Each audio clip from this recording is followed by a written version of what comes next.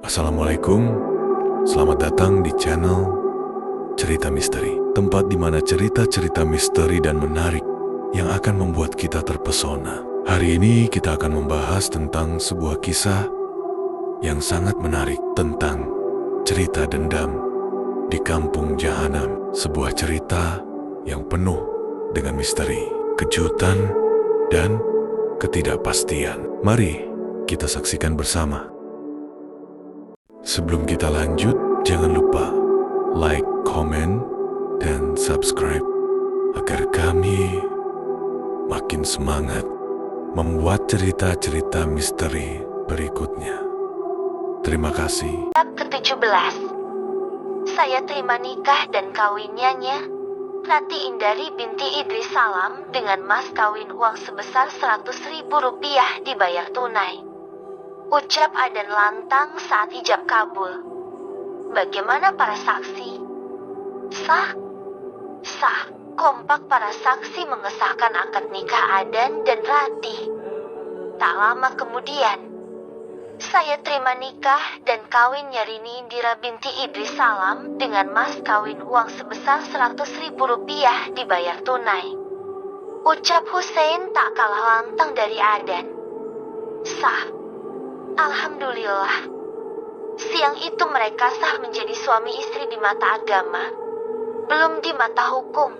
Tak lupa mereka menandatangani selembar surat yang mengesahkan pernikahan mereka, dan juga mengambil beberapa foto dan video untuk dokumentasi sebagai bukti bahwa mereka sudah menikah. Hari sudah hampir sore. Mereka pun pamit serta tak lupa berterima kasih kepada Ustadz Zaki, Pak Aziz dan orang-orang yang menjadi saksi pernikahan mereka.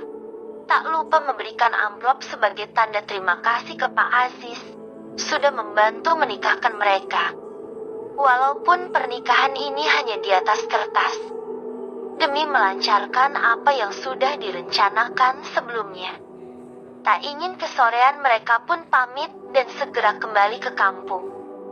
Masih tak disangka, Hussein dengan ucapannya pagi tadi seperti berumah tangga, dan sorenya mereka resmi menikah.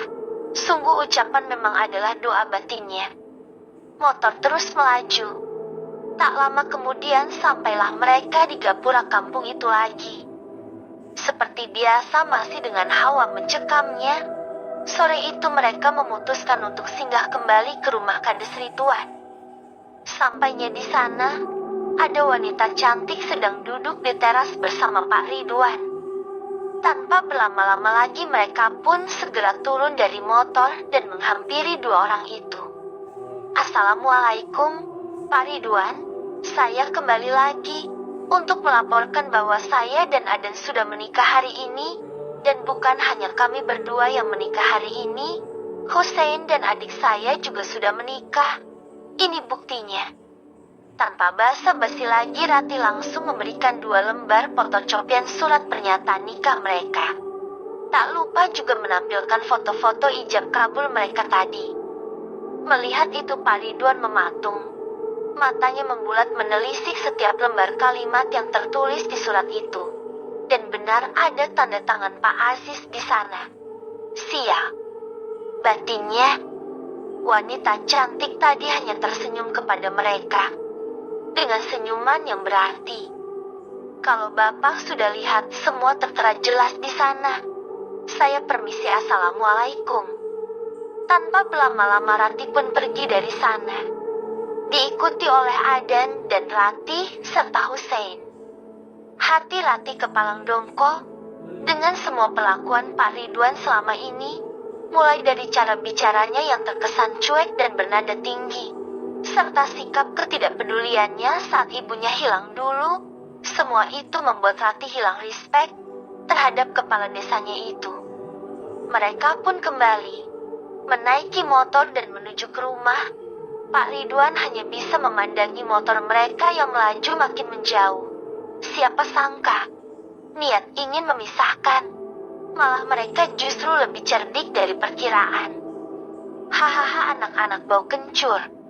Mereka sepertinya suka tinggal di baiklah. Kenapa tidak bikin kuburan kalian saja di sini? Ujar Ridwan. Ketara sekali. Sepertinya niat mereka memang ingin mengusik kita. Kalau sudah begini, kenapa tak kita habisi saja malam ini? Nyai Inggit tampak bersemangat. Ratih dan yang lainnya sudah sampai di rumah. Malam ini kita mulai mengintai. Firasatku gak enak dan... ujar Ratih. Melihat reaksi Pak Ridwan tadi, sepertinya dia tidak senang melihat kita di kampung ini. Sudah pasti ada yang disembunyikan. Sambung Hussein. Jangan lupa, kita juga harus cari Pak Usman, Kak. Kata Rini mengingatkan. Malam pun tiba. Mereka mulai bersiap-siap. Mereka memakai pakaian hitam. Pisau-pisau diselipkan di sepatu. Tak lupa membawa bubuk cabai. Mereka keluar rumah. Tak lupa motor mereka sembunyikan di balik semak-semak pinggir jalan. Mereka mengintai bawah pohon yang tak jauh dari samping rumah Ratih. Lama mereka menunggu sana. Tak ada pergerakan apapun. Tiba-tiba, srek, srek, suara terdengar dari semak-semak dekat halaman. Mereka terus memperhatikan dari arah mana asal suara itu. Tak lama muncul sosok hitam berdiri dari semak-semak. Orang itu mengendap-endap keluar dari semak-semak, diikuti beberapa orang lagi di belakang. Sudah kuduga, batin Ratih. Orang yang di depan memberikan kode pada orang-orang di belakangnya untuk terus maju. Tak lama muncul lagi 10 orang menyusul. Terhitung 15 orang yang muncul. Ratih, Adan, Hussein dan Rini masih diam memantau pergerakan mereka. Mereka terlihat berjaga di sekeliling rumah itu, seperti mengepung. Bruk, pintu belakang didobrak. Beberapa dari mereka masuk ke dalam rumah. Mereka tidak ada. Seru orang yang di dalam. Cari lagi siapa tahu bersembunyi. Kita harus habisi malam ini juga. Orang yang di dalam rumah tadi kembali keluar, melapor pada temannya. Sudah kami geledah. Mereka tidak ada motor, mereka pun juga tidak ada. Sial, mereka pasti melarikan diri. Ayo kembali, kita harus melapor ke Tuan.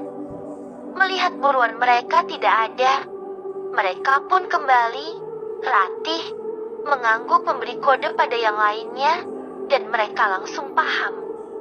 Mereka berempat mengikuti gerombolan orang-orang tadi. Mereka mengendap-endap tak dari belakang gerombolan itu.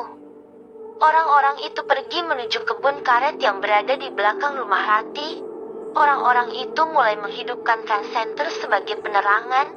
Ratih dan yang lainnya mengikuti cahaya senter orang-orang itu. Lama mereka berjalan, membelah jalan setapak di tengah-tengah kebun karet. Niat sekali orang-orang ini, pikir Ratih. Hampir 1 jam mereka berjalan mengikuti gerombolan itu, sampai tibalah di sebuah rumah di tengah-tengah pohon karet.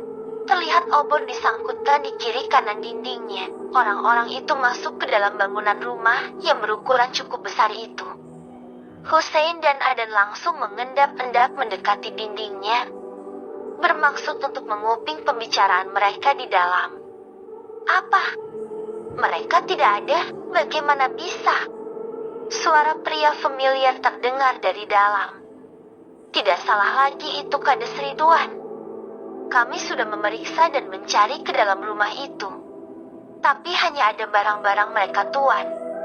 Tidak ada laporan dari orang yang di Gapura bahwa mereka meninggalkan kampung ini. Pasti mereka masih di kampung ini. Hubungi semua anggota. Cari di semua sudut di kampung ini. Pasti mereka belum meninggalkan kampung ini. Teriak Kades Ridwan lantang. Hussein dan Adan segera kembali ke tempat Ratih dan Rini berada. Ayo sembunyi, mereka akan keluar mencari kita lagi, lirih Adan pelan. Mereka pun segera menuju rumput-rumput dan langsung telungkup di dalamnya. Tak lama, gerombolan itu keluar lagi. Kali ini jumlahnya ada 20 orang dipimpin Kades Ridwan. Melihat itu mereka segera menundukkan kepala. Gila, mereka banyak sekali. Berapa banyak sebenarnya jumlah anggota mereka ini? Batin mereka berempat. Gerombolan orang-orang itu terus menjauh membelah kebun karet malam itu. Memastikan keadaan sudah aman, mereka berempat pun bangkit. Sain, Rin, jaga di luar ya. Aku sama Adan mau ngecek ke dalam, kata Ratih. Oke, saut Hussein dan Rini bersamaan. Adan dan Ratih langsung menuju rumah itu, menuju pintu masuk. Mereka pun membuka pintu itu yang ternyata tidak dikunci. Mereka berdua melangkah masuk. Di dalam terlihat lapang. Tak ada sekat pembatas ruang. Lampu-lampu teplok berjejer rapi di dindingnya. Tempat apa ini, Batin? Mereka berdua. Mereka terus memperhatikan dengan seksama. Setiap sudutnya. Hanya ada satu pintu di tengah-tengah ruangan itu. Mereka menuju pintu itu dan membukanya. Bersambung ke bab 18.